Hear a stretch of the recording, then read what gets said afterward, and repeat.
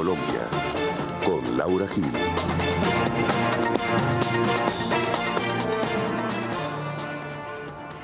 Buenas noches, soy Laura Gil y esto es Hashtag Internacional, un programa para debatir temas de Colombia en el mundo y el mundo en Colombia. El tema para esta noche son las elecciones, la polarización política y los procesos de paz. Y nuestro hashtag es numeral elecciones decisivas. Bienvenidos. Procederán a arrestar a cualquier dirigente político o gremial. Inadmisible que un chileno tenga tanta ambición de poder de pretender estar 25 años en el poder. Reconozco y acepto el veredicto mayoritario expresado en el día de ayer por la ciudadanía. Ahí se gana vos.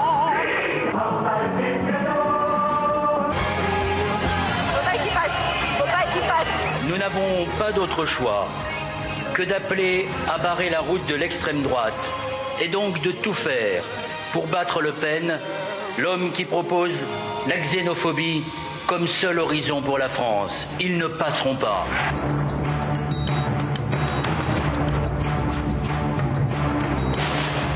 Dans le passé, je n'accepterai demain de débat avec son représentant.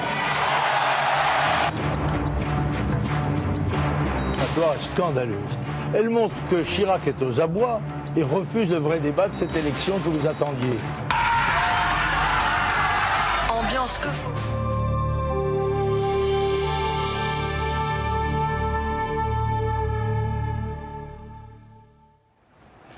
Bueno, ya les explicaremos por qué han visto imágenes del plebiscito en Chile, el sí o no para que se quedara Pinochet. Y también les explicaremos por qué el no pasarán de Francia en el 2002.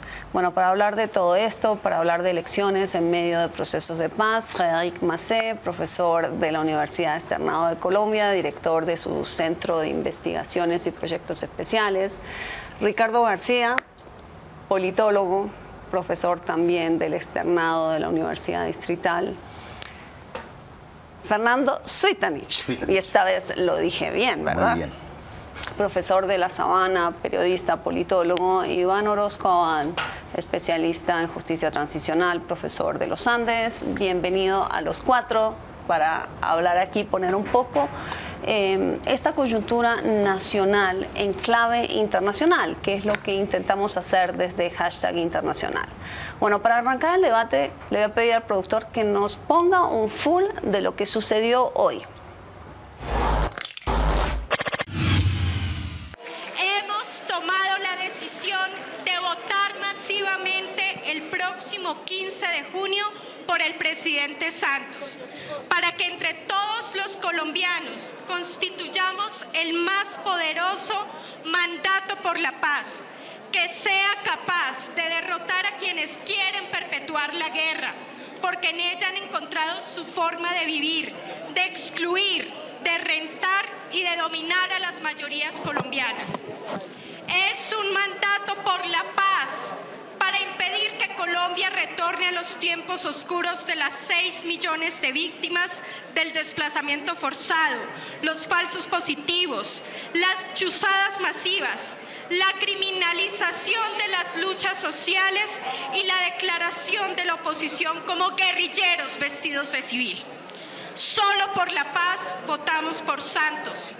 Respaldamos el compromiso ineludible del presidente Santos de terminar el conflicto armado interno a través de una negociación política.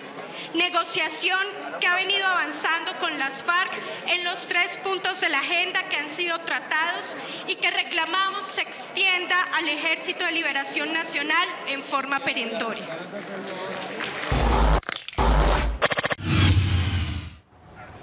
Bueno, ese fue el lanzamiento del Frente Amplio por la Paz, que la verdad, Ricardo, es un frente más bien de izquierda por ahora. ¿Excepcional o no excepcional que una izquierda se haya alineado detrás de un hombre del perfil de Santos? ¿Hay otro tipo de experiencias en ese sentido? Pues no es excepcional, pero de todas maneras no por ello deja de ser significativo. no es excepcional en la misma historia colombiana. Ahí el recuerdo en los años 30, cuando se inició la modernización no solo económica, sino política del país, un momento especialmente fuerte, que fue un 1 de mayo, cuando el Partido Comunista estaba liderando una manifestación del 1 de mayo y el presidente Alfonso López Pumarejo, el que lideraba la llamada en esa época Revolución en Marcha, salió al balcón del Palacio Presidencial y recibió a la multitud obrera, en todo caso de izquierda, pues un poco heterogénea, no solamente de la obrera. De manera que hay un antecedente lejano en los años 30, a propósito de esa revolución en marcha, en que un burgués como Alfonso López Pumarejo, pero un burgués muy progresista, tal vez el personaje más importante de política en el siglo XX, recibe a la manifestación y recibe a los comunistas que estaban en ese momento, creo, liderados por Gilberto Vieira. De manera que, o no recuerdo quién es exactamente, si era Vieira o no, hay ese antecedente. Eso quiere decir que hay momentos especiales en que se alteran las líneas de ruptura normales entre los partidos. Los partidos son partes, como se dice la palabra, digamos, desde el punto de vista de sus orígenes etimológicos, son partes, pero hay momentos en que esas partes alteran en su mismo comportamiento las líneas tradicionales de identidad ideológica y de identidad política por no solo momentos o coyunturas, sino por temas de la agenda fuertes, que son cartas de valor, y en ese sentido, por ejemplo, una transición democrática, por ejemplo, la lucha contra una dictadura, o en el caso colombiano, el que usted dice que leamos en clave internacional, el tema de la paz. Yo creo que hay muchos temas de la agenda que, sin embargo, no son especialmente diferenciadores entre, de una parte, Santos y de otra parte, digamos, Oscar Iván Zuluaga y el uribismo. No son tan diferenciadores. Pero sí hay un tema que con el correr de los días se ha intensificado en cuanto a diferenciador y, por consiguiente, puede estar alterando las líneas para una segunda vuelta de ruptura normales y puede, digamos, volver a barajar, y los electores y los distintos partidos pueden ir escogiendo a propósito de un momento clave. Bueno, Fernando, sí, chileno, ¿verdad? Claro, la particularidad aquí es que la izquierda tiene que elegir entre el menos de derechas. Eso desde el punto de vista que yo lo estoy viendo en el caso de Colombia. En el caso de Chile, fíjense ustedes, había una dictadura y había un sector de la izquierda que pensaba que la dictadura solamente iba a salir del poder por la fuerza, que era el Partido Comunista. Y el Partido Socialista pensaba que uniendo todas las fuerzas del no a Pinochet, podríamos lograr sacar al dictador a través del voto.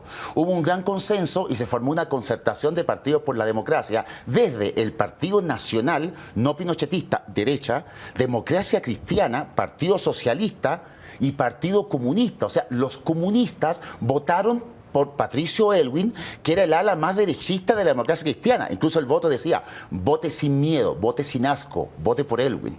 O sea, un poquito como Le Pen y Chirac en algún momento, ¿no? Vote por el menos derechista que haya, que en este caso era el menos izquierdista, que era Aylwin, pero para el comunismo Aylwin había hecho que Pinochet llegara, porque la democracia cristiana había sido opositora al gobierno de Allende. Pero ante la coyuntura de la dictadura, los socialistas y los demócratas cristianos se unieron.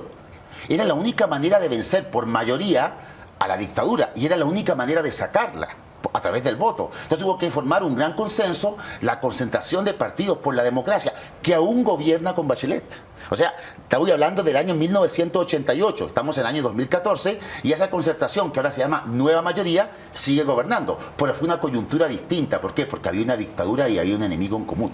Bueno, antes de seguir, les propongo que miremos lo que sucedió en Francia en 2002 y volvemos a preguntarle a Frédéric cómo se interpreta eso.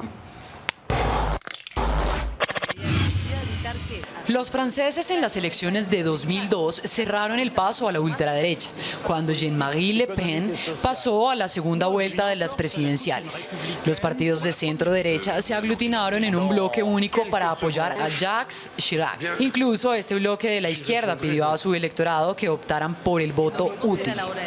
La convocatoria fue realmente eficaz, ya que Chirac revalidó el cargo en la presidencia de la República.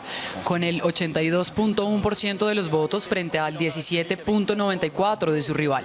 La necesidad de frenar a la ultraderecha ha convertido a Chirac en el presidente más votado de la Quinta República. La contundente reacción del electorado francés en las urnas se dio a las controvertidas declaraciones del líder del Frente Nacional, Jean-Marie Le Pen, que entre otras cosas negaba la existencia del Holocausto. Que las cámaras de gas eran un detalle en la historia de la Segunda Guerra Mundial. 12 años después de lograr la segunda plaza en las presidencias del 21 de abril de 2002, el Frente Nacional logró 24 escaños de los 74 que eligió Francia. El Frente Nacional se impuso en 71 provincias de las 101 posibles en Francia.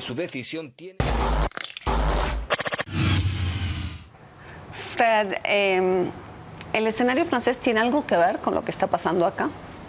O sea, ¿es similar? No mucho. Yo creo que una de las grandes diferencias es que cuando Jean-Marie Le Pen llegó a la segunda vuelta, que fue realmente un choque para el electorado francés, no había ninguna posibilidad de que fuera elegido. Entonces había una amenaza, pero una amenaza no tangible. O sea, que nadie pensaba realmente que Jean-Marie Le Pen iba a ser elegido. Entonces, obviamente, era más fácil llamar a un frente republicano amplio, ¿sí? De la izquierda, casi toda la izquierda. No hay un partido que de izquierda, digamos, lucha obrera, que no, si no estoy mal, no llamó a votar.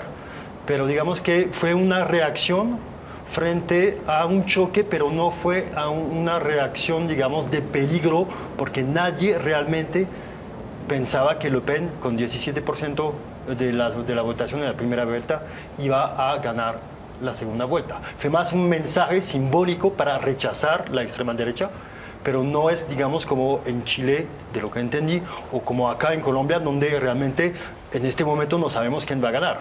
Ahí nadie, o sea, se sabía que Chirac iba a ganar. Lo que no se sabía era con qué proporción de votos. Quizás antes de plantear la próxima segunda, debíamos decir por qué Jean-Marie Le Pen creó esa reacción, o sea, por qué era tan, digamos, controvertido, ¿no? Le Pen era y sigue siendo, sigue vivo, y aunque no tenga, digamos, funciones en el partido de extrema derecha, era el fundador o uno de los fundadores del partido de extrema derecha en Francia, y ha tenido durante mucho tiempo una votación bastante débil, de entre 8 hasta a veces 13%, pero era muy débil. Y en esas elecciones, aunque la votación tampoco fue muy alta, 17%, el problema es que llegó a la segunda vuelta de las elecciones presidenciales. Y eso nunca había sucedido. Y entonces fue realmente una reacción frente a un candidato que representa para la mayoría de los franceses la xenofobia, el racismo y ideas de extrema derecha. Pero Iván, una pregunta. Cuando uno se plantea, uno mira lo que sucedió en Francia con, digamos, la izquierda votando Chirac casi que espontáneamente, ¿no? Porque no fue algo tan concertado como uno parece haberlo sido en Chile o lo que uno ve aquí. ¿Usted cómo interpreta eso? O sea, el electorado colombiano, o sea, o estas movidas políticas, ¿son para defender el proceso de paz o para detener a lo que se percibe como una derecha extrema, como lo que hubiese sucedido en Francia?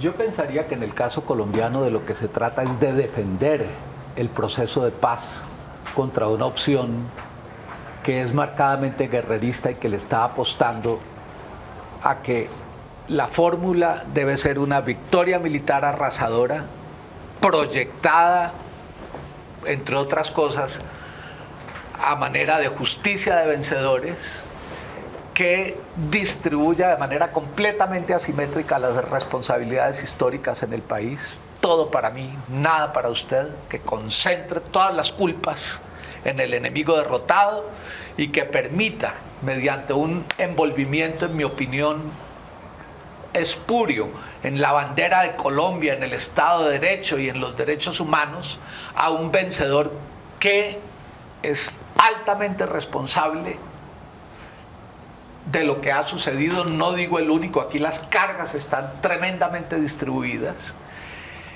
y que aspiraría a una impunidad irreverente en relación con su propia culpa histórica. Yo creo que eso es lo que está en juego, una opción de paz negociada que le apuesta con coraje a aporcionar las responsabilidades en la guerra, a decir cada uno asuma lo que le corresponde, incluido el Estado colombiano, y a otra opción que en cambio quiere, a través de la victoria, envolverse en una inocencia que va a ser muy dañina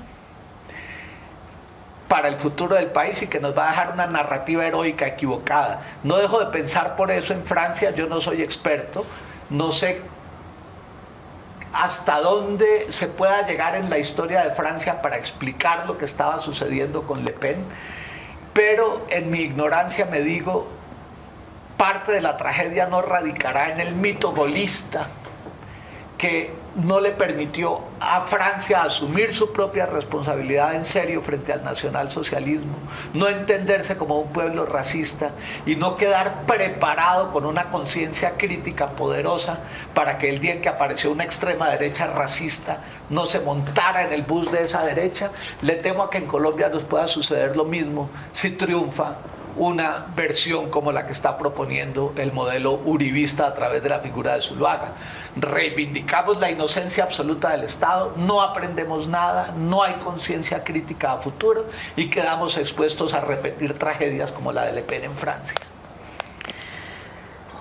Cuando ustedes, digamos, plantean lo de Francia, lo de Chile, la concertación todavía existió, ¿cuánto tiempo? ¿Todavía existe? Todavía existe.